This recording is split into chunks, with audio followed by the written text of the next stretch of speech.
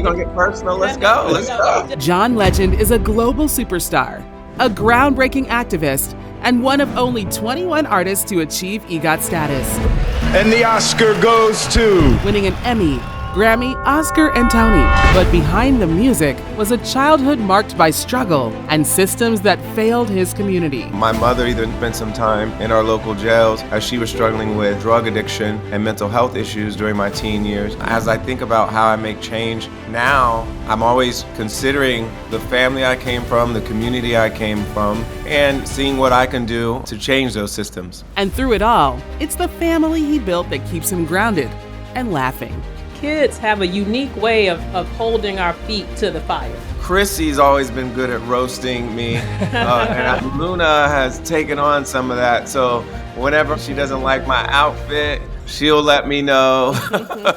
Join hosts Martin Luther King III, Andrea Waters King, Mark Kilberger, and Craig Kilberger for a deeply moving conversation about family, resilience, and finding hope in the hardest places.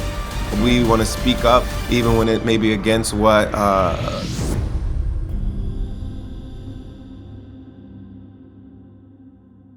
Welcome to My Legacy. Today's guest is John Legend. The legacy he's building goes far beyond his soulful music that's connected with millions around the world. John has spent 2 decades using his platform to fight for criminal justice reform, invest in education and housing, and build racial equity across American cities and communities. John, we're honored to have you with us here today. And on this show, My Legacy, we always ask a guest to bring someone who's deeply meaningful in their life, someone who they have connected with, someone who they admire. John, could you do us the honor of introducing who is your plus one with us here today? Well, you are right that this person has meant a lot to me, and we've worked together. I've learned a lot from him through his great research that he and his team are doing. But I'm introducing Dr. Andre Perry. He is a scholar, a researcher, but he also goes beyond that and is a real leader in making change happen in our communities all across the country. He studies things like well-being and closing racial gaps, especially the racial wealth gap. And we've been able to collaborate together to inspire and to fund change that's happening all around the country and our cities and our states. And I'm very excited to have him with me today. We can all learn from him like I get to learn from him all the time. So excited to present Dr. Andre Perry. Well, that was great, but thank you, John, for that wonderful introduction. Andre, I love that John is calling you his teacher. Frankly, that's pretty cool. It's got a pinch yourself moment a little bit. Oh, it is. Oftentimes I get to present a little bit before John on the stage, and I always say it's a pleasure to be the opening act for John. But I learned from him.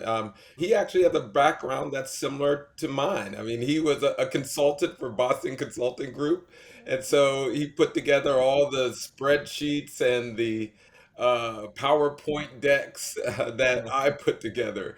So we have very similar backgrounds, both professionally and there's some overlap personally. So it's always a pleasure to work with him and learn from him. Could you imagine what a loss it would mean to the world if he had stayed as a consultant? The consultant. for Boston Consulting? John, could you actually take us a little bit back to the journey before you were a consultant, to actually your childhood? What was so influential in your own journey to become such a passionate advocate for equity, for equality, for the fight that you've taken on? Well, I grew up in a town called Springfield, Ohio. I grew up in a working class neighborhood. My father was a factory worker. He was an auto worker. So he was a union member, UAW. My mother stayed at home with us, and she homeschooled us for quite a few years during my grade school years. So both of them really imbued values in us, character in us, and also stressed the importance of education. But I also knew what it was like to have a family that was subject to the ups and downs of the economy, especially in the Rust Belt with a father in a manufacturing job. We saw what it was like to, get laid off and have factories shut down and have factories decide that they didn't want as many employees as they used to have. I personally experience what it's like for a lot of people in America to feel like their position in the country, their status in the country is always in kind of a tenuous state. So they don't know from week to week whether they're going to have all the money and the food that they need. They don't know if they're going to have all the support they need. They're challenged finding good schools. All of those things I think we experienced as kids. But I think at the time, um, I didn't really understand systemic issues and how my personal experience and the experience of those around me was affected by policy and by choices that our leaders make on our behalf. And as I think about how I make change now, I think I'm always considering the family I came from, the community I came from, and seeing what I can do along with people like Dr. Perry to change those systems. Were there any particular one moment or moments that made you feel the impact, like you felt as John Legend, little boy growing up, the impact of injustice in the community that still influences you to today? Well, as I got older and into my teen years, I saw some of my friends get caught up in incarceration, get caught up in the criminal justice system. My mother even spent some time in our local jails as she was struggling with drug addiction and mental health issues during my teen years. And I also, as I got a little older, had friends returning home and family members returning home from state prison who were telling me how hard it was for them to reintegrate, how hard it was for them to get housing, to get a job, to pass background checks for all sorts of things. And basically, they were saying it makes it so hard for us to provide for our families and reintegrate back into the community that it almost pushes us back into crime because it makes it so hard for us to participate in the legitimate economy. So seeing those personal examples in my own life have informed so much of my activism around these areas because I saw the effects that it had on my family members. And one of the stories is of the father of my two of my nephews, so my sister's baby's father. He was returning home from prison, and the impact that we felt was the impact on my nephews, seeing that their dad couldn't provide for them and reintegrate back into the community, and seeing that effect that it had on them, and wanting to make a difference, not because I had any special love for this, the father of my nephews, because he did some things that we weren't happy with in the way he treated my sister, but I still wanted him to be able to be there for his kids because they're my nephews and I care about them. And so it's like you want the person to stop harming people, you want the person to face consequences for harming people, but you also want them to be able to reintegrate so they can be better and be a better father and be a better community member. And so I would see that on a personal level and then translate that to how can I make a difference on a systemic level.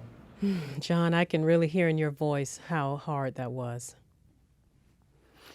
Andre, you've spoken about your own personal loss, losing your father while he was in jail, and the instability that followed. Can you share your story and how that has shaped your work that you're involved in today? Well, certainly. As the story was told to me, before I was born, there was a deal made between my maternal grandmother and this woman in the hood named Elsie Boyd. I call her mom. But the way the story goes, my mother at the time was very young. She was 15 when she had my older brother. She was 17 when she had me. She struggled with my biological father. So mom did what a lot of matriarchs did at the time. She took in kids. She took in myself, my brother. She took in other kids that came along the way that also struggled. And during the time, U.S. Steel moved out of town, jobs left along with it, people left, and my town hollowed out. and so there wasn't a lot of opportunity. My father, as was mentioned, he got caught up in drug life. He was a heroin addict. He was eventually in and out of jails and prison.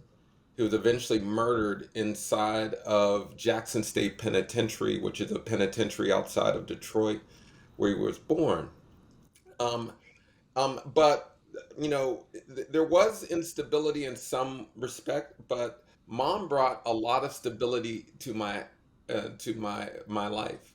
That and I it's really seeded my research because she's the closest thing to God I know, without question, without question. With that even said, she actually owned a home.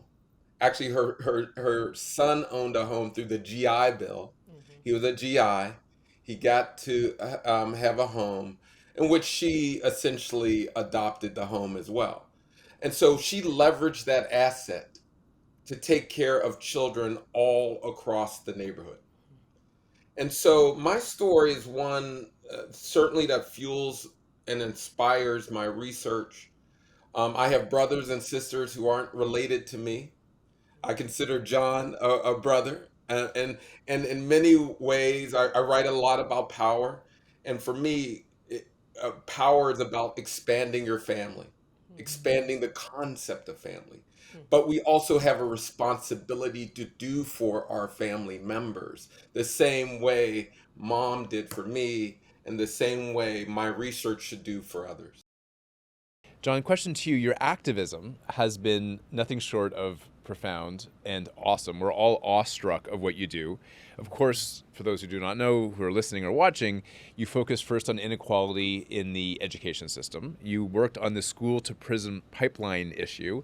And then, of course, you've also focused on the issue of mass incarceration.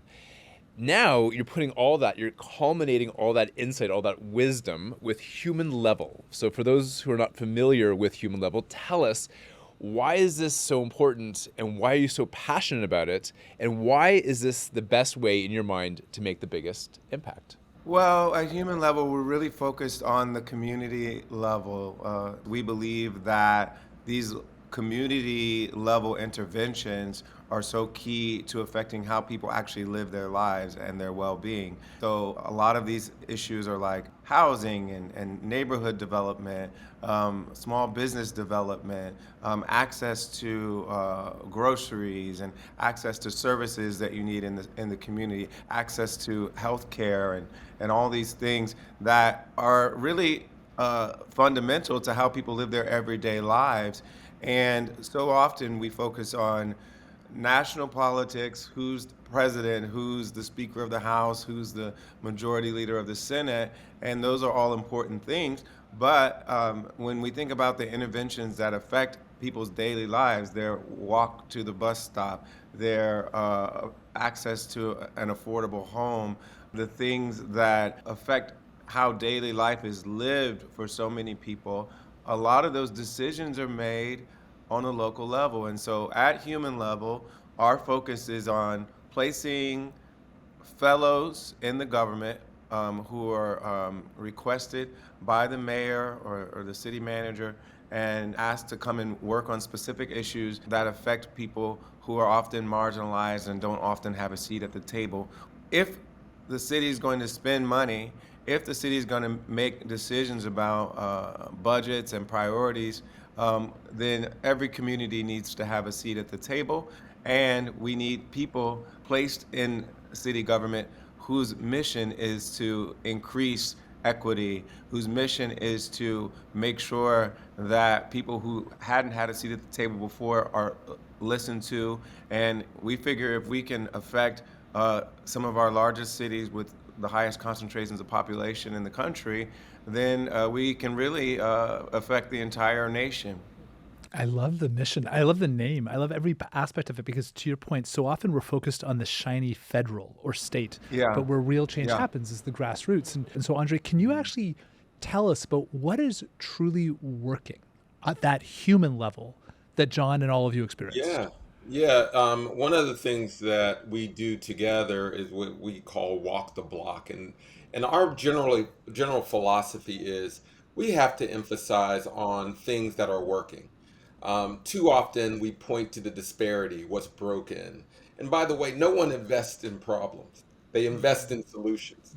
And in Detroit, we visited one community, it's called the Livernois 6 Mile community, where we actually saw people leveraging municipal policy that enabled local residents to purchase the actual property. They have a land bank that people in the community can actually go out and purchase a property.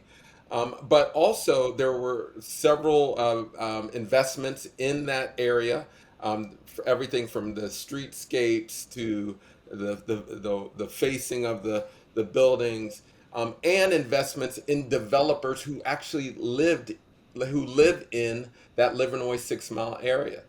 And so those investments, what it's proven over time is now you have a vibrant community. Education is up, employment is up, incomes are up, home ownership is up, and guess what? There hasn't been displacement across the board. And that's the reason why is because the investments are going to community members. And when people have access to capital, they know what to do with it. They build themselves and their communities overall. And the name of that type of program is called Buy Back the Block. That's And right. we're seeing examples of that throughout the country. And one of the key things, as Dr. Perry said, is that we're really letting the actual community that's being affected by all this real estate development and everything that's going on in their community, that has to walk by that boarded up building, that has to experience the neighborhood on a daily level. We're letting them make decisions, investment decisions together about how to improve their neighborhood, what their priorities are. And John, I just want to add one other thing. We visited Baltimore, and we walked the block with a developer named Lanier Richardson, who's literally buying these Moribund strip malls. But what he's doing, he's going from door to door asking local residents, do they want to become investors in this property? The SEC, the Security Exchange Commission, approved these crowdfunding platforms for so residents for as little as $1,000 can actually invest and co-own the property. And this is actually proven to be a solution. A few weeks ago, it was announced that one of these developments was actually sold, and the community members then get dividends from that sale. But more importantly, it gets to something John said. When people own property, and mind you, these are largely residents who are descendants of the enslaved. So people who were once owned now owning property, it means something. It changes the character of the place. So this buy back the block, it's, yeah, I mean, some people will look at it about wealth creation and this and that, but it's about reimagining our neighborhoods, being a part of our neighborhoods, having a say in your own recovery. It's such an important endeavor. So now, Andre, you are a brilliant author, and I'm going to ask you about a couple of your books. But before that, I want you to put on your professorial hat, and because particularly now when history has been challenged in so many ways, can Yeah. you give our listeners a history lesson in redlining so Well, they I mean, understand how we got here? I can actually explain it to a fourth grader, for instance. People drew red lines around neighborhoods to determine that they were unworthy of investments from the government. And this is during a time, and those red lines were drawn around predominantly black neighborhoods. There were other people in those neighborhoods, but wherever there was a predominantly black neighborhood, they were drawing red lines around and saying, this area is too risky for investment. And that has reverberations today. Most people know me through my research on housing devaluation. where we found that homes in black neighborhoods are underpriced by 23%, about 48,000 per home. Cumulatively, there's about 156 billion in lost equity. And I always make this plain for people what 156 billion means. 156 billion would have financed more than 4 million black-owned businesses based upon the average amount black people use to start their firms. Would have paid for more than 8 million four-year degrees based upon the average amount of a four-year public education. Replaced the pipes in Flint, Michigan 3,000 times over. Covered nearly all of Hurricane Katrina damage. It's double the annual economic burden of the opioid crisis. It's a big number. And that's just in housing. And one of the things that I'm very proud of this partnership with Human Level and John is that we recognize the metaphor that the assets are much stronger than they are priced.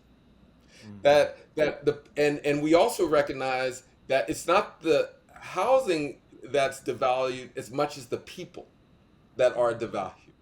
So our job is to uplift the people and the assets in those communities because they're worthy of investment. Yeah, and just to put a finer point on it with wealth, we talk a lot about the wealth gap, and the largest driver of people's wealth in the United States is home ownership and property ownership. And when black people have been historically shut out of home ownership or their home ownership has been devalued, that almost entirely explains the wealth gap. Like, you don't need any like extra factors. We are discriminated against in income and jobs and things of that nature, but almost the entire wealth gap can be explained strictly when it comes to housing wealth. And so whenever we've been historically discriminated against in that area, that explains the wealth gap almost entirely. And trying to address that any way that we can is so crucial to addressing the wealth gap. So, Martin, when your father sometimes would giving the Sunday sermon, what would your grandfather be famous for saying? Make it plain. Make it plain. Make it plain. Make it plain. And so I have a question for you, Andre. I want you to make this plain because I know that your books, Know Your Price and Black Scorecard, really shows how America chronically undervalues black people and our homes. That's what we've been talking about. In order for our listeners to truly understand the personal impact of that, is there, because in the black community, it's something that we've known forever. You know, we've wink and nodded. We understand that our homes, we could have two homes right next to each other, and the black home is undervalued next to our white neighbors. Your book and your research, though, put that out there to the entire world. Was there one particular story that you would like to share with our listeners so that they can really understand from a personal and a heart level the impact of this? Yeah, my brother, Nathan Conley, who's a professor at Johns Hopkins, he told me a story. They were attempting to get their home appraised, and they called me to say, hey, should we remove all the black artifacts, the clothing, the artwork, all those different things? And I told them it's a sad reality, but I would do it. They did get an appraiser the first time. They felt they were lowballed. They called another appraiser, but this time they removed all the black artifacts. The second appraiser came in. Now, this is where there's a little bit of a funny story. There's two aspects. One, they left a jar of cocoa butter on the nightstand. Uh-oh. And so the wife was like, oh, the gig is up. Yeah, You just exactly. ruined it. She's yelling at Nathan, you ruined it. The cocoa butter was there. But they also did one thing that might have saved them. They also put a picture of Blue-Eyed Jesus on the wall. Oh, there you go. I call that appraisal Jesus. And but Praise him. but the appraisal came back $260,000 higher. Wow. That's right. Which shows you the intrinsic value of whiteness Yes. in that regard. Now, I rattled off some numbers, but let's be real. That $260,000, that's tuition. That's starting a business. That's wanting, if you want to move to a better neighborhood, that's what it is. Yeah. It's life-changing money. Yes. And this is the other thing that I say in all my materials, like it keeps my teeth white, that when things go wrong in black communities, we blame black people. We don't look at the wealth that is extracted and the opportunity that is extracted from everyday policies. And I say there's nothing wrong with black people that ending racism can't solve. I completely agree. I If completely agree. John is right, like if we can get rid of these dregs of racism, we'll be so much better off. I mean, so for me, it's like let's stop blaming black people. Let's stop blaming. One other thing, one other of my quotes is comes from Thich Thich Nhat, and I say this all the time too. Who said the Vietnamese philosopher said, if you're growing a head of lettuce and the lettuce isn't growing, you don't blame the lettuce.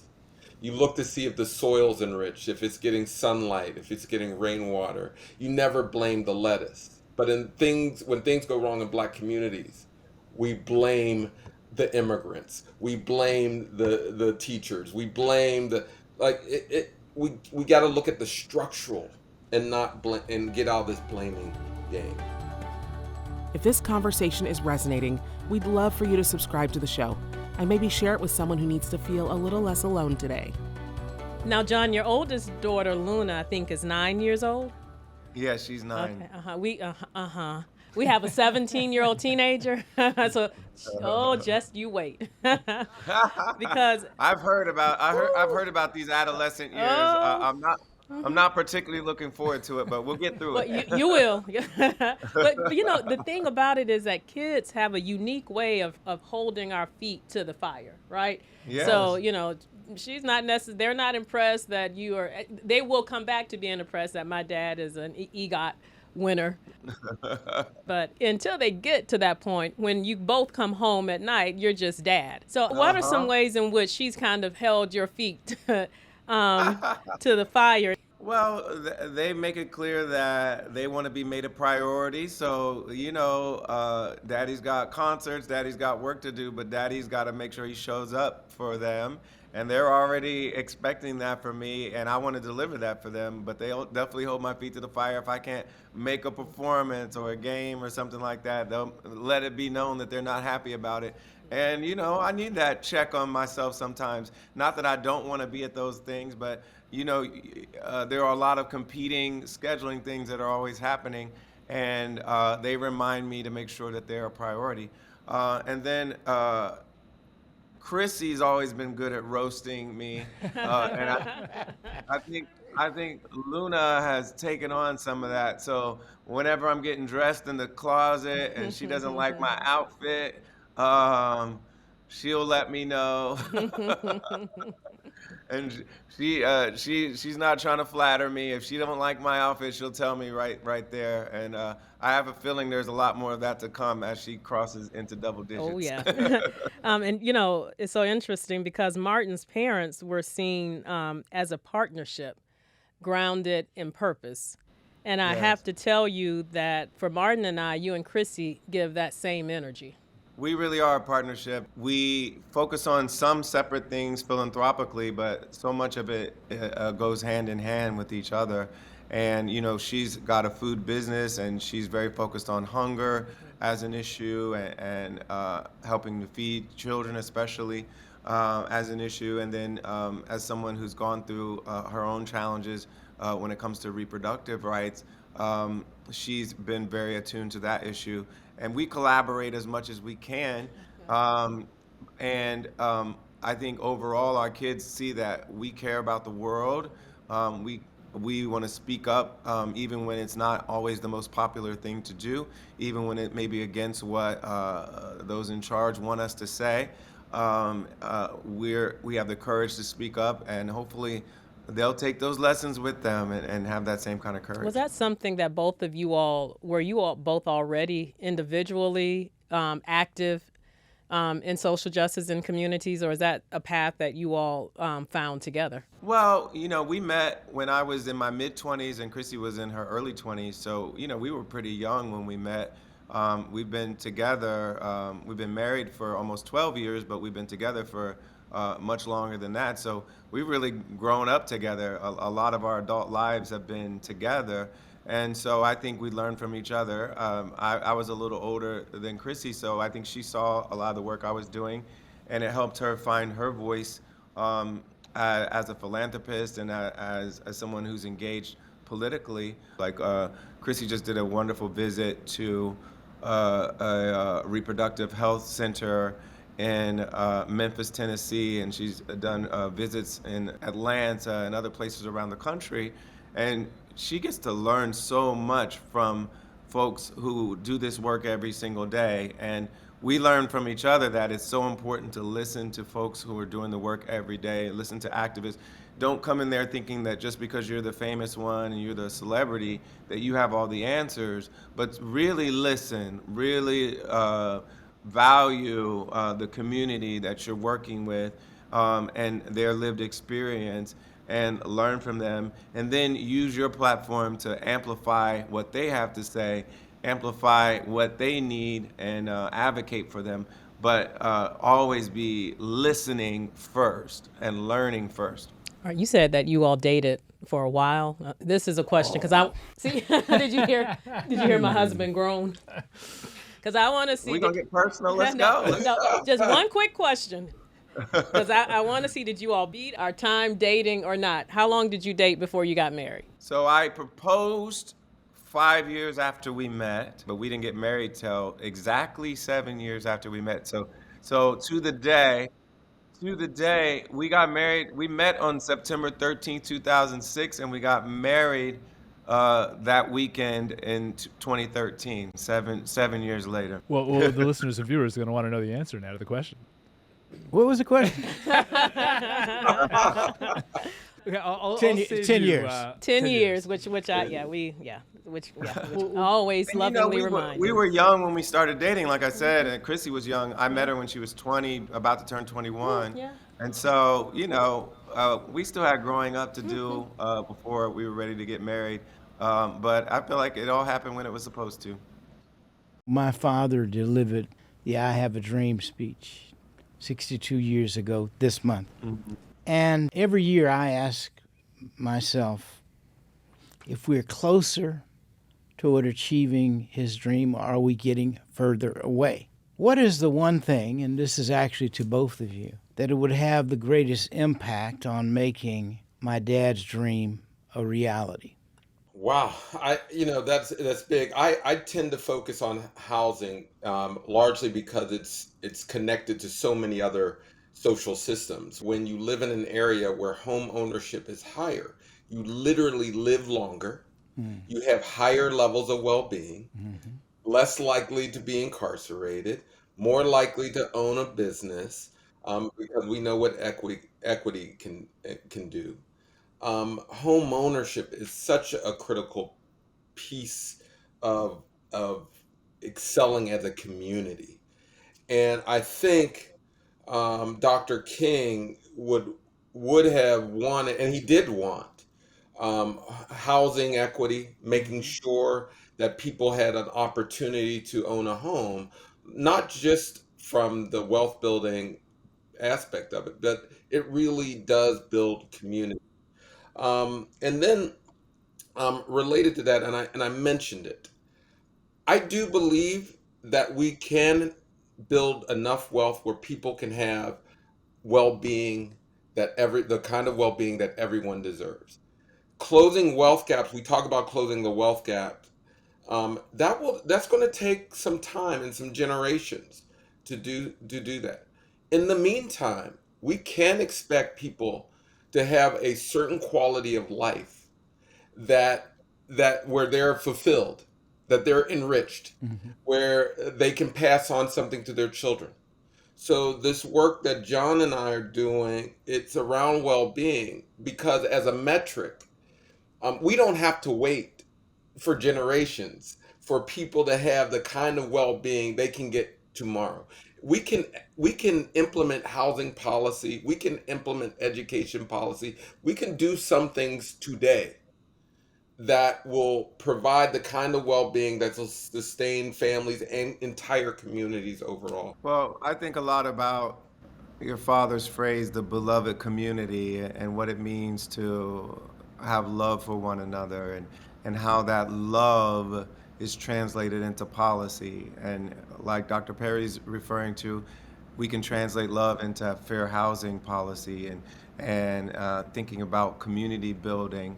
But we can also translate it into issues like war and peace, whether or not we are sending bombs to destroy communities that aren't part of our country, but are part of a larger beloved community. When it comes to discrimination, Dr. Perry said there's nothing wrong with black people that ending racism wouldn't fix. Part of what it means to love one another is to not be racist.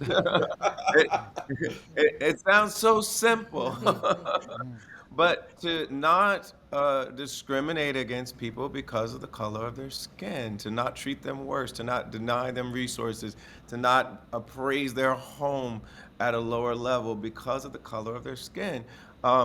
It sounds so simple and maybe even pedantic, but if we were to love one another in that way, that we stopped being racist and stopped making black people pay for racism, we would be a lot closer to Dr. King's dream. And then you would see the impact when it comes to how we treat our Latino brothers and sisters, when it comes to immigration and so many problems that we have in our country and in our world would be solved if we took your father's advice and created a beloved community that included everybody, and we treated all of our neighbors with love and care and valued their lives like God values their lives. Well, Andre, in fact, as we get close to closing, I actually want to hand some of the final words to you, just following what you just talked about there for a moment, because we all know John, and the world knows John, as this incredible legend. Literally. Bump. In the case, he picked, out of everyone in the world, he picked you as his plus one, as the person who he felt that connection with. And that means just the depth of the friendship that you hold and the respect he holds for you. And so he gave this beautiful tribute to you at the beginning, Andre. I actually want to hand it back to you. You know him on a level that few others in the world. You've seen him in the community. Can you share with us what he means to you, and maybe a moment where he did something so amazing the rest of the world didn't know, but you saw it and you saw it matter? Oh, there's a couple of things. One of the lessons that I try to impart through my work revolves around what it means to be successful. And we certainly are in a time where individual success is elevated beyond community success. You know, a lot of my work, we focus on median wealth of the community, whereas the rest of the country is worried about how many billionaires are presented in the Forbes and all the other magazines. You know, what John is doing is showing what ultimately what wealth and character is about. It's what you do with the assets that you have. Are you going to try to make lives better with it? Are you, or you? It's easy to get rich and extract from communities. We really do have to recalibrate what it means to be wealthy in this country. And John is living by example of risking his livelihood, his riches, sacrificing his time, his energy to uplift others. And I won't give the personal details, but when I was going through struggles, it was he who confided in me about his family struggles early on that helped me then relay that information to my son. And, you know, on one of our trips, I believe it was Cleveland, my son was in the Sprinter van as we went from neighborhood to neighborhood, and he engaged with my son in significant ways. And so not only is his work really looking to uplift people at a communal level, he will reach out to people at a personal level. And I will always exalt not anyone, but particularly celebrities, because exposure is now this currency that people want. And they just want the exposure. They don't want the responsibility of giving back that comes along with it. And so I can't say enough about his charity, his giving, his investment in communities. We need more people to do the same. I love it. Well, gentlemen, our gratitude to both of you for reminding us that true power is expanding the concept of family, that we got to invest in solutions and reimagine neighborhoods. We make that happen at the human level, that we have to be quality human beings, and fundamentally, we need to be love. Thank you both for your incredible activism and your life journey of impact, and for living your legacy. Thank you so very much. Thank you all. Thank you. That was You're welcome. beautiful. Really appreciate you all. Yes. Thanks for having us. Thank you for joining us. New episodes drop every Wednesday with bonus content every Thursday. Don't forget to subscribe so you'll never miss a moment.